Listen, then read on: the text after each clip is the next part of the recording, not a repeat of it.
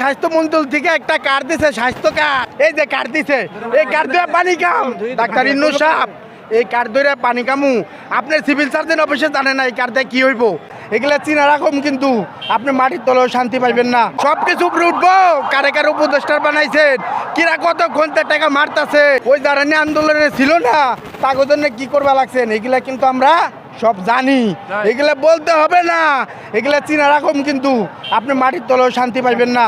আমি বেশি কথা বলবো না, আমার কথায় কেউ বিরক্ত হবেন না। আমি আমার মনের ভিতরে কষ্টটা আপনার বাংলাদেশের মানুষকে বলছি। আমরা টাকা চাই না জুলাই যুদ্ধ, আমরা ফকির না, আমরা কাজ করে খামু। কোনো ভিক্ষা চাই না, কোনো কোটা চাই না, কোনো ভাতা মাতা দরকার নাই। জুলাই সনদ ঘোষণা এগুলা সংবিধানে থাকতে হবে, অনেক সংস্কার করতে হবে। ওই দিনের ভোট রাইতে দিছে, এগুলো চলবে না। মানুষ সুন্দর করে যাবে।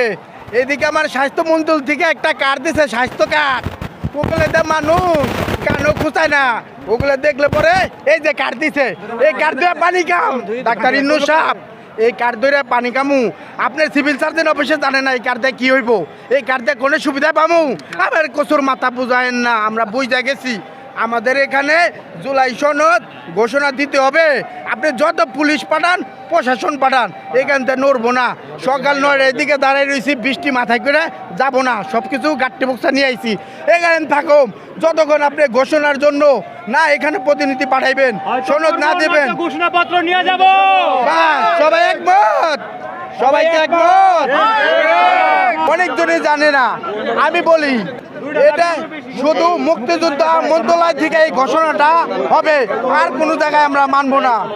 শুধু মুক্তিযোদ্ধা মন্ত্রণালয় থেকে আমাদের এই ঘোষণাটা আমি শুনতে চাই।